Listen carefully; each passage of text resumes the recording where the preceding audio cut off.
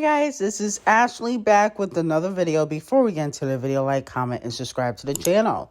So let's start off with Jack Harlow because people are not too happy with him. He did an interview and he did not know who Ray J's sister was, and that is the legendary, the iconic Brandy. They, I guess, were doing some sort of quiz on him to see how much he knows about black culture. They play a snippet of her song. They gave him hints saying that her brother had a legendary tape. And he was like Ray J's sister.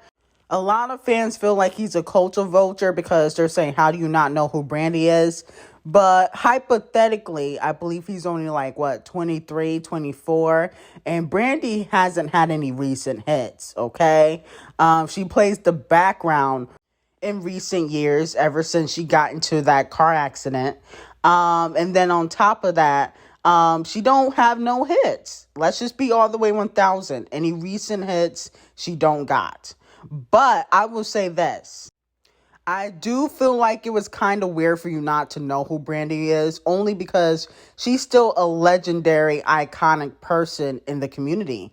That's like me not knowing who Anita Baker is or Patti LaBelle. Just because they are older, that doesn't mean you should not do your research and know who these legendary artists are. And I always thought that, Brandy was like a global superstar, but I guess not.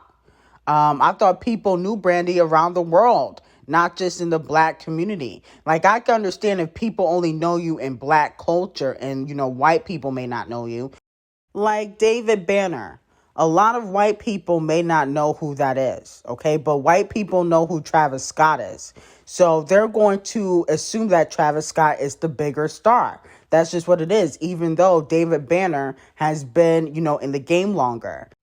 But there is a saying for black people. If white people know who you are, that means you poppin'. Okay? When you're known outside of the black community, that's when you really made it. So I always thought white people knew who Brandy was, but it is what it is. Let me know if you guys think that Jack Harlow is a culture vulture. I think it was an honest mistake, but he needs to do his research. So one of Cardi B's unreleased verses from Pop Smoke's album is circulating on Twitter. Here's a 10-second clip. The full verse is on Twitter. Give it, I need Dior and Chanel.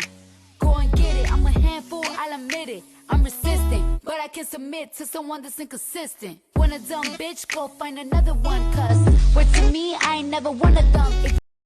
Now I definitely understand why they scrapped that verse from Pop Smoke's album. Because that was garbage. That thing was doo-doo. Oh my goodness. Now, I did hear Pop Smoke had a thing for Cardi B, allegedly. But at the end of the day, this still was garbage. Even Garbage Gang was saying how they're happy that this song never came out, okay? Because they were not happy with her verse. Maybe Party wasn't available that day, but goodness gracious, I never thought Cardi B can sound so terrible on a record. I mean,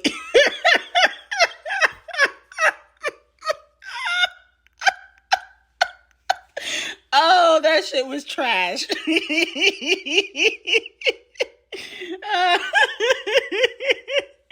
See, and this is why I cannot take Cardi B seriously.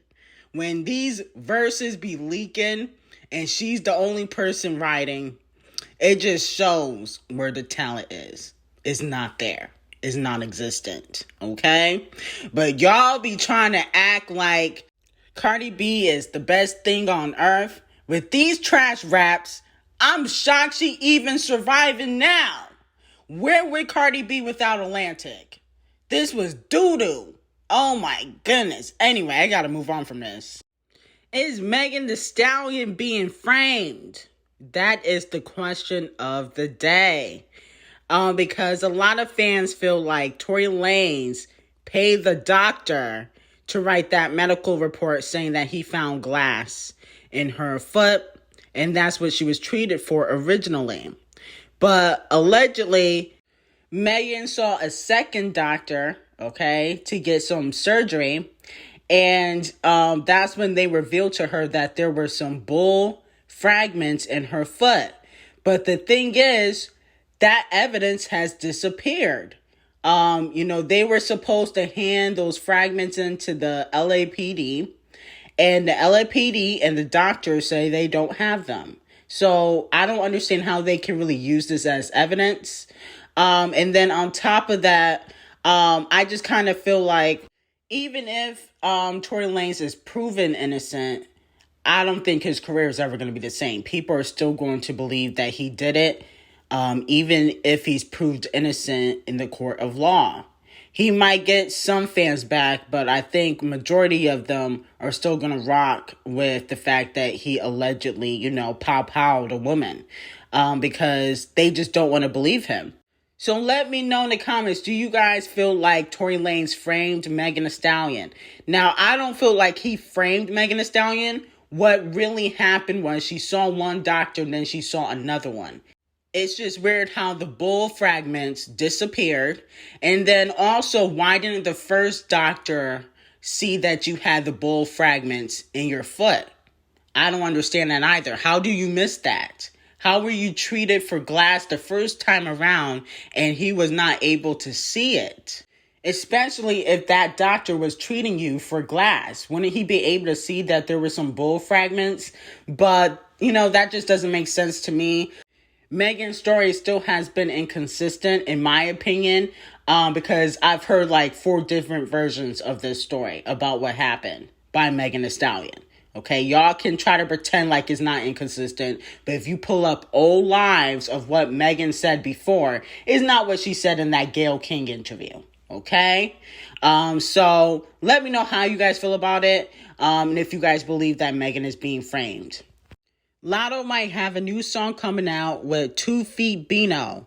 He's an underground artist, and he played a snippet of Latto's verse on his song. Now, I can't play it because it might come out, and I don't want to get copyrighted. But I will say this. I think Latto is still boring to me. I really can't get into her. I be trying so hard to get into Latto, but I just can't really get into her music. It's just boring. I don't get it. Did Normani lose a brand deal? Because this old clip surfaces onto the internet.